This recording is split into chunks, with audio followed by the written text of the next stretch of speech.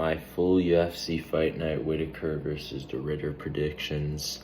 Martin Bidet versus Marcus Buchecha. I have Marcus Buchecha winning this by submission. He has a high jiu-jitsu pedigree in BJJ, and he's been doing good at ONE FC, and he came to the UFC, and just a talent pool in the heavyweight division isn't the greatest. It's pretty shallow until you get to the top, so I'm going to go with Buchecha to win this fight over Martin Bidet, who has shown victories, but I'm going to say he gets taken down and probably submitted with a rear naked choke. I'll say round one. Muhammad Yahya, Stephen Nguyen. I'm going to say Stephen Nguyen wins this fight. He isn't particularly great in one area, but he can do everything pretty much.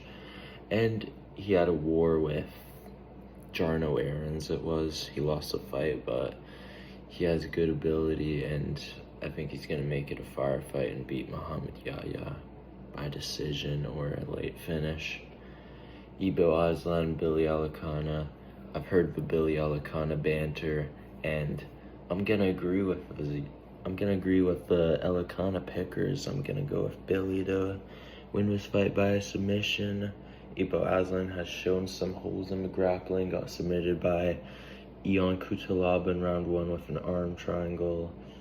His previous loss to Anton Turkalj, which was a while ago, and he did beat Anton Turkalj in the UFC by TKO, but before that he lost to him by arm triangle as well.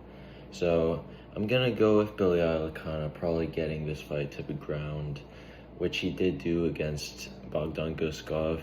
Has back for nearly a whole round, almost got a rear naked choke, not quite. So I'm gonna say Billy Alakana gets a rear naked choke, but maybe an arm triangle or a Darce, I wouldn't mind that. So I'm going with Billy Alakana by submission. Amanda Ribas, Tabitha Ricci.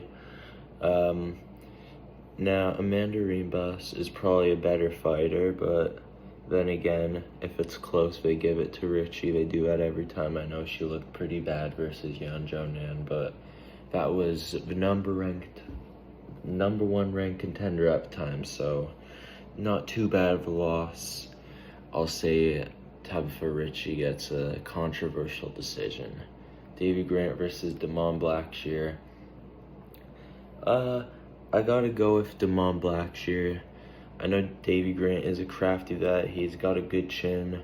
Hard to get him out of there, but haven't really seen many opponents try to take him down lately. I know he should have probably gotten those decisions over Daniel Marcos and Adrian Yanez. He also TKO'd Jonathan Martinez, which is impressive.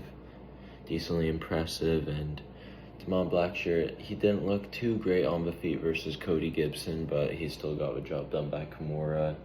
His striking did look very improved versus Alatengeli, and he also beat, I forget who, Cody Stamen it was, by rear naked, and he looks pretty good in the striking there early on.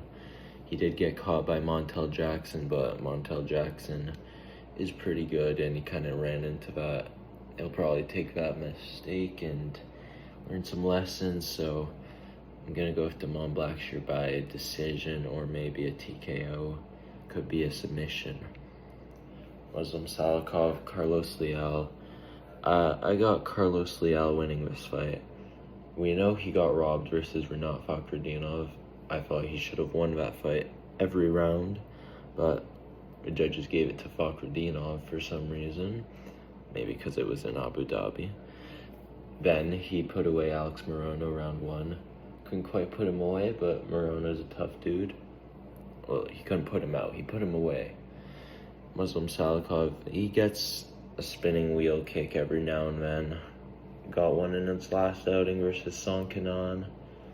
But I think he can be put away. I know Randy Brown hit him with a really good 1-1-2.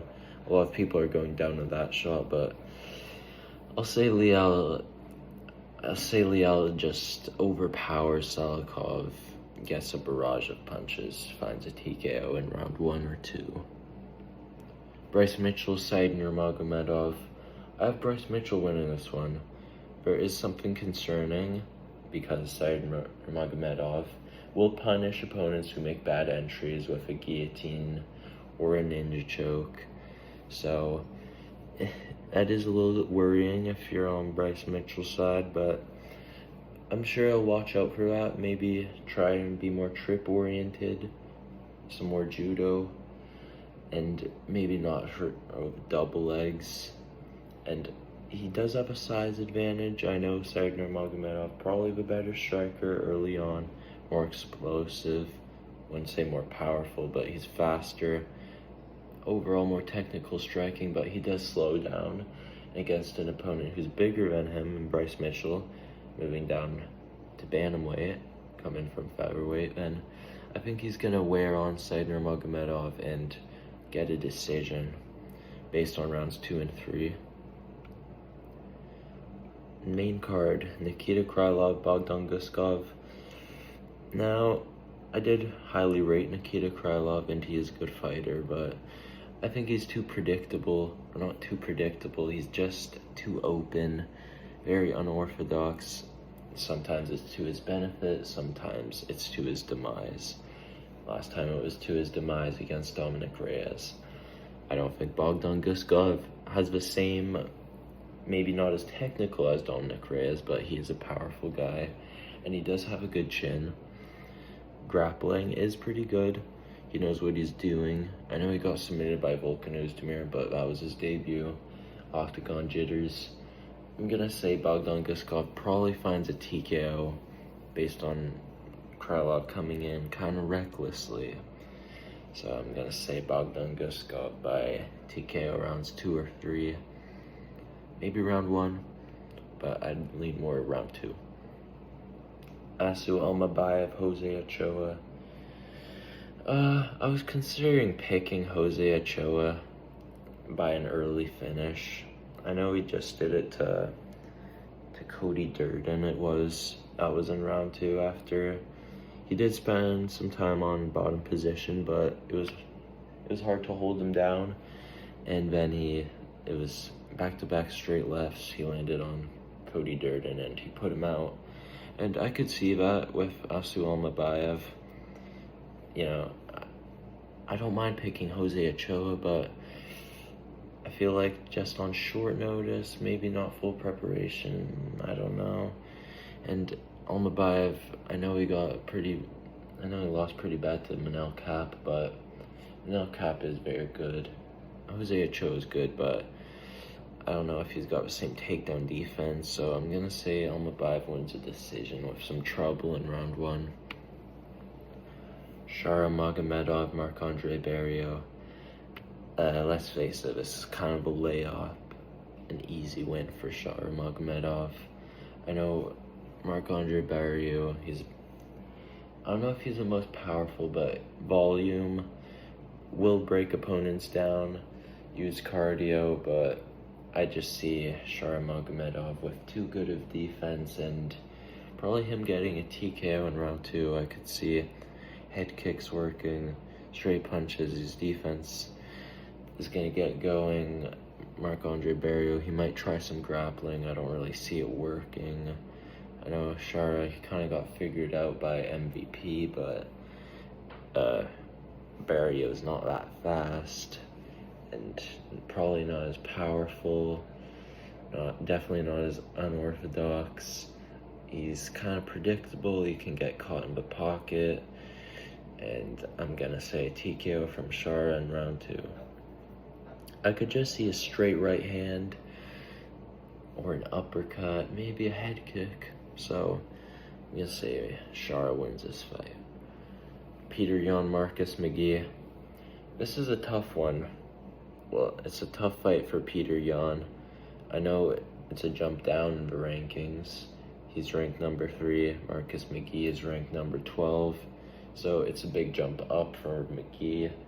And I will say that I thought Jonathan Martinez was going to beat him, but in rounds 2 and 3, he remained very explosive. McGee did good combinations, but in round 3, he was in some trouble with the leg kicks. And Martinez didn't really follow up on them. He kind of clinched after stinging McGee with the leg kicks, which wasn't the best decision making, but he won that one fair and square over Jonathan Martinez. Over Peter Yan, I think he can give them some trouble in round one. Yeah, I'm gonna say a tricky round one for Peter Yan, but he picks up the pace rounds 2 and 3. And Yan, he's been in 5-rounders. He knows the intensity, and he's gonna be able to do more explosive actions in 3-rounders. And I will say Peter Yan should win this one. In a 5-rounder, I'm definitely gonna go with Yan, but I'm gonna say some early trouble for Peter Yan, but he picks up the pace. Rounds 2 and 3, gets the decision, 29-28. Maybe it picks off really well at the end of round 3. Maybe gets a 10-8 or a finish, but I'll say a 29-28 from Peter Yan. More dominant as the fight goes on. Main event, Robert Whittaker, Reiner de Ridder. This is a close fight. It is a close fight to predict. It's not a mismatch like everybody's saying. I will say it's a pretty even fight. Now, they both excel in very different areas. You know, Whittaker is definitely more technical. Straight punches. His boxing is pretty good. 1-2 head kick, famous combination.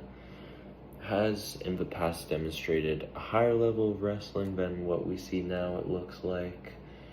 But you know, he does come from a wrestling background, or maybe not background, but he did wrestle at a high level. And de Ridder is more sloppy, kind of goofy fighter. Looks for a clinch, knees to the body, put away Bo Nickel with that. He also gets some nice elbows, dirty boxing, but ultimately his goal is to get the fight to the ground. He's a submission artist. A lot of his wins are by submission. About, I think it was 80% or nearing something like that. So, yeah, very different fighters. So it's going to be who can implement their game. If Whittaker keeps his technical and makes de Ridder bad entries from de Ridder, then that is going to get Whittaker the win most likely. Probably feinting and then baiting out bad takedown entries. Maybe he could get some nice counters. Maybe head kicks. He caught Ikram Aliskerov with an overhand right coming in. Or not coming in, he was trying to counter with a teep kick, but we know punches are faster than kicks, and Whittaker got the punch fast. Then he stung him with the jab. 1-2 head kicks, had him down for a moment, and that uppercut ended the fight. De Ridder, again, we mentioned the Bo Nickel fight against Mearshart. He was having some trouble up against the cage, mainly when Mearshart was kind of teeing off, so I guess that's where Whittaker should maybe try and get the fight. He could try to blitz in, maybe try to get de Ridder against the cage, back out. But I think Reiner de Ridder will win this fight. I think he, with his taller frame, 6'4", Whittaker 6 feet, he can kind of wear him down in the clinch, knees to the body, elbows, as previously mentioned, and ultimately I do think he can get the fight to the ground. He took down Bo Nickel, who I know is not top level, he's not at the top of the division, but he does have a high level wrestling pedigree, so I think de Ridder can get this fight to the ground and win this fight by submission. He has a very good Darce choke, maybe an arm triangle, could be a rear naked. I don't know if Whittaker has that same jaw issue against Hamzat Chimaev in his last outing where his teeth caved in.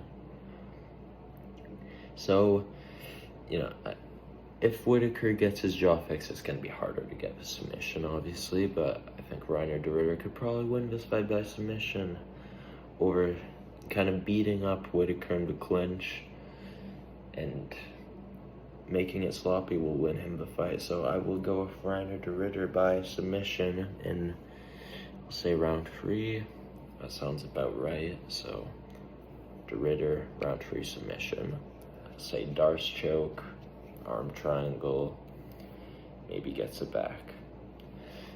So those are my full predictions. Thank you for watching. I appreciate it, and I will see you in the next one. Goodbye.